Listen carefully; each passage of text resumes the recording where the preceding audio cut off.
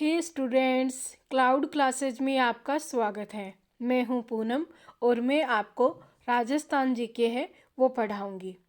हम राजस्थान जीके तैयार करेंगे जो आपको राजस्थान के हर एग्ज़ाम के लिए हेल्पफुल होगा। फिर वो राजस्थान में आरएस हो, सीईटी हो, एलडीसी हो, पुलिस हो या रीट या कोई भी टीचर का एग्ज़ाम जिसके अंदर राजस्थान जीके है वो पूछा जाता है। सबसे पहले हम आज राजस्थान इतिहास से शुरू करेंगे जिसमें प्रागैतिहासिक स्रोत के बारे में पढ़ेंगे। और आज का हमारा जो टॉपिक होगा वो अभिलेख होगा जो प्रागैतिहासिक काल से संबंधित है। इसमें आज हम एमसीक्यू है वो डिस्कस करेंगे जो आपके आने वाले एग्ज़ाम में हेल्पफुल होंगे। और अभिलेख से जितने भी क्वेश्चन बन सकते हैं वो सारे क्वेश्चन हम आज इस लेक्चर के अंदर डिस्कस कर लेंगे। तो आप अंत तक बने रहिए जिससे आपके आने वाला जो एग्ज़ाम है उसमें एक भी क्वेश्चन है वो आपका नहीं छूटे। ये बहुत ही महत्वपूर्ण जो वीडियो है वो आपके लिए होने वाला है जिससे आपका जो सारे अभिलेख से संबंधित डाउट्स हैं वो भी क्लियर हो जाएंगे। आज इस वीडियो के अंदर हम एमसीक्यू डिस्कस कर रहे हैं। नेक्स्ट अदर वीडियो के अंदर हम जो अभिलेख क्या होते हैं या उसकी जो डिटेल इन्फॉर्मेशन है वो आपको देंगे। तो आप हमारी क्लाउड क्लासेज के साथ जुड़िए जिससे आपको राजस्थान जीके के अंदर कोई भी प्रॉब्लम है वो देखने को नहीं मिलेगी और आपके सारे जो डाउट्स हैं वो भी क्लियर हो जाएंगे और एग्ज़ाम में आपका राजस्थान जीके से संबंधित कोई भी क्वेश्चन है वो नहीं छूटेगा। तो चलिए आज का जो लेक्चर है वो स्टार्ट करते हैं। आज का जो हमारा पहला क्वेश्चन है वो है राजस्थान में अशोक का अभिलेख कहाँ प्राप्त हुआ था। तो राजस्थान में अशोक का अभिलेख कहाँ प्राप्त हुआ था वो आपको बताना है। इसमें हमारे पास 4 ऑप्शन हैं, उनके आंसर देखते हैं। राजस्थान में अशोक का अभिलेख कहाँ प्राप्त हुआ था? बडली, बरनाला, बेराठ या बुचकला। तो राजस्थान में अशोक का अभिलेख कहाँ प्राप्त हुआ? इसका सही आंसर है बेराठ। बेराठ के अंदर राजस्थान में जो अशोक से रिलेटेड जो अभिलेख प्राप्त हुआ है वो बेराठ में प्राप्त हुआ है। नेक्स्ट क्वेश्चन है निम्नलिखित कथनों में से कौन सा कथन चिरवा शिलालेख के बारे में सही है। तो इसमें 4 कथन दिए गए हैं, आपको ये बताना है कि ये चारों कथन में से कौन सा ऐसा कथन है जो चिरवा शिलालेख से संबंधित है। तो जो हमारा पहला कथन है वो है यह है 1273 ईस्वी में संस्कृत भाषा में उत्कीर्ण है।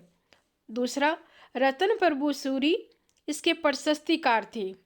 तीसरा, इसकी शिल्पी दलहन थे। और चौथा, अग्निकुंड से उत्पन्न राजपूतों का इसमें उल्लेख है। तो हमारे पास 4 कथन है और इसमें से आपको बताना है कि कौन सा कथन है वो सही है। तो पहला ऑप्शन है पहला, दूसरा या चौथा। दूसरा है पहला, दूसरा और तीसरा। तीसरा है दूसरा, तीसरा और चौथा। और चौथा है पहला, दूसरा, तीसरा और चौथा। तो निम्नलिखित कथनों में से कौन सा चिरवा शिलालेख का सही है? तो इसका जो राइट आंसर होगा वो होगा बी, यानी पहला, दूसरा और तीसरा। यह 1273 में संस्कृत भाषा में उत्कीर्ण हुआ था जो चिरवा शिलालेख है वो। और दूसरा है रतन प्रभसेरी इसके प्रस्तुतिकार थे। तीसरा, इसके जो शिल्पी थे वो दलहन थे। तो इसमें जो बी है वो सही है। नेक्स्ट क्वेश्चन देखते हैं किस शिलालेख में सांबर व अजमेर के चौहान शासकों का वर्णन है। तो इसमें से कौन सा ऐसा शिलालेख है जिसके अंदर सांबर व अजमेर की चौहान है उनका वर्णन है वो किया गया है। पहला, भावरू शिलालेख। दूसरा, बिजोलिया शिलालेख। तीसरा, गोसुंडी शिलालेख। और चौथा है घटियाला शिलालेख। तो किस शिलालेख में सांबर व अजमेर के चौहान शासकों का वर्णन है वो किया गया है? तो इसका जो राइट आंसर है वो देखते हैं बिजोलिया शिलालेख। जो बिजोलिया शिलालेख है उसके अंदर सांबर व अजमेर की चौहान है उनका वर्णन है वो किया गया है। नेक्स्ट देखते हैं मुगल राजपूत वैवाहिक संबंधों का बोध कराने वाला शिलालेख है। तो जो मुगल राजपूत वैवाहिक संबंधों का बोध कराने वाला कौन सा शिलालेख है जिसके अंदर मुगल और राजपूत के संबंधित जो विवाह संबंधित थे उनका वर्णन है? वरबर्त का शिलालेख, मंडोर का शिलालेख, कंसावा अभिलेख और नगरी अभिलेख। तो इसमें से जो राइट आंसर होगा वो होगा वरबर्त का शिलालेख। नेक्स्ट क्वेश्चन है किस शिलालेख में चौहानों को वत्स गोत्र ब्राह्मण कहा गया है? तो कौन सा ऐसा शिलालेख है जिसके अंदर चौहानों को वत्स गोत्र ब्राह्मण कहा गया है? चिरवा शिलालेख, दूसरा है सारंग ऋषि का शिलालेख, तीसरा है बिजोलिया शिलालेख और चौथा है अपराजित शिलालेख। तो किस शिलालेख में चौहानों को वत्स गोत्र ब्राह्मण है वो कहा गया है? तो इसका जो राइट आंसर है वो है बिजोलिया शिलालेख। नेक्स्ट है, बड़वा ग्राम कोटा से कितने मोखरी युग अभिलेख प्राप्त हुए हैं? तो जो बड़वा ग्राम है यहाँ से कितने मोखरी युग अभिलेख प्राप्त हुए हैं? 5, 3, 4 और 7। तो बड़वा ग्राम से कितनी मोखरी युग अभिलेख प्राप्त हुए हैं? ये प्राप्त हुए हैं 3। नेक्स्ट क्वेश्चन है, कौन सा अभिलेख कर्नल टोड द्वारा समुद्र में फेंक दिया गया था? गोसुंडी अभिलेख, पटियाला शिलालेख, मानमोरी शिलालेख या किराडू का लेख? तो कौन सा ऐसा अभिलेख था जो कर्नल टोड ने समुद्र में फेंक दिया गया था? क्योंकि ये जो शिलालेख था वो इतना भारी था कि जो शिप थी इसका वजन है वो उठा नहीं पा रही थी। तो जो कर्नल टोड थे जो यहाँ से शिलालेख लेके जा रहे थे उन्होंने उस शिलालेख को समुद्र में फेंक दिया था। तो वो कौन सा शिलालेख है? वो है मानमोरी शिलालेख। नेक्स्ट है, अभिलेखों के अध्ययन को कहते हैं। तो जो अभिलेख है उनके अध्ययन को क्या कहते हैं? एपिग्राफी, गुहालेख, महाजनी और प्रशस्ति। तो अभिलेखों के अध्ययन को क्या कहते हैं? तो जो अभिलेख है उनका अध्ययन को एपिग्राफी है वो कहा जाता है। नेक्स्ट क्वेश्चन, अभिलेख जिसमें सांबर की चौहान शासकों की उपलब्धियों का वर्णन किया गया है। तो ऐसे कौन सा अभिलेख है जिसमें सांबर की चौहान शासकों की उपलब्धियों का वर्णन है? तो पहला बडली प्रस्तर अभिलेख, दूसरा हर्षनाथ मंदिर अभिलेख, तीसरा मंडोर अभिलेख, चौथा है अर्थुना अभिलेख। तो अभिलेख जिसमें सांबर की चौहान शासकों की उपलब्धियों का वर्णन किया गया है कौन सा अभिलेख है? तो वो है हर्षनाथ मंदिर अभिलेख। तो जो हर्षनाथ मंदिर अभिलेख है इसमें सांबर की चौहान शासकों की उपलब्धियों का वर्णन है वो किया गया है।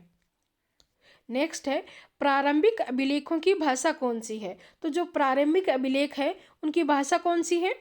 संस्कृत, हिंदी, उर्दू या फारसी? तो जो प्रारंभिक अभिलेख है उनकी भाषा कौन सी होती है? तो जो प्रारंभिक अभिलेख होंगे उनकी भाषा है वो संस्कृत है। नेक्स्ट क्वेश्चन है, वह कौन सा अभिलेख है जो महाराणा कुंभा के लेखन पर प्रकाश डालता है? तो ऐसा कौन सा अभिलेख है जो महाराणा कुंभा के लेखन पर प्रकाश डालता है? जगन्नाथ राय का शिलालेख 1652 ईस्वी, राज प्रशस्ति 1676 ईस्वी, कुंभलगढ़ शिलालेख 1460, कृति स्तंभ प्रशस्ति 1460 ईस्वी। तो वह कौन सा अभिलेख है जो महाराणा कुंभा के लेखन पर प्रकाश डालता है? वो है कृति स्तंभ प्रशस्ति 1460। जो कृति स्तंभ प्रशस्ति 1460 है ये महाराणा कुंभा की जो लेखन है उस पर प्रकाश डालता है कि उन्होंने क्या है लिखित में है वो लिखा है। नेक्स्ट क्वेश्चन है, पुरातात्विक स्रोतों में सर्वाधिक महत्वपूर्ण स्रोत है। तो जो पुरातात्विक स्रोत है उसमें सर्वाधिक महत्वपूर्ण स्रोत है वो क्या होता है? मूर्तिलेख, अभिलेख, शिलालेख या पुरालेख? तो पुरातात्विक स्रोतों में सर्वाधिक महत्वपूर्ण स्रोत होते हैं वो अभिलेख होते हैं। नेक्स्ट क्वेश्चन, वह कौन सा शिलालेख है जिससे ज्ञात होता है कि विग्रहराज चतुर्थ ने दिल्ली को अपने अधीन किया था? तो वह कौन सा शिलालेख है जिससे ज्ञात होता है कि विग्रहराज चतुर्थ ने दिल्ली को अपने अधीन किया था? बडली शिलालेख, बिजोलिया शिलालेख, नंद शिलालेख या थानावाला शिलालेख? तो वह कौन सा शिलालेख है जिससे ज्ञात होता है कि विग्रहराज चतुर्थ ने दिल्ली को अपने अधीन किया था? उसका राइट आंसर है बिजोलिया शिलालेख। नेक्स्ट क्वेश्चन है, कछावा शासकों की वंशावली कौन से अभिलेख से मिलती है? तो कछावा शासकों की वंशावली कौन से अभिलेख से मिलती है? आमेर की शिलालेख, विराट शिलालेख, सिवाना का शिलालेख या राज प्रशस्ति? तो कछावा शासकों की वंशावली कौन से अभिलेख से प्राप्त होती है? इसका राइट आंसर है आमेर शिलालेख। नेक्स्ट क्वेश्चन, अधोलिखित अभिलेखों का सही कालक्रम है वो चुनिए। तो इसमें जो कुछ अभिलेख हैं वो दिए गए हैं उनको आरोही क्रम में लिखना है।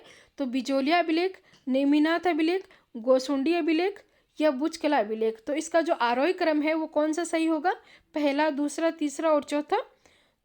तीसरा, चौथा, पहला, दूसरा, तीसरा, दूसरा, चौथा और पहला, और तीसरा, दूसरा, पहला और चौथा।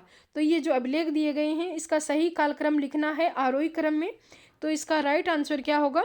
तो इसका राइट आंसर होगा तीसरा, चौथा, पहला और दूसरा।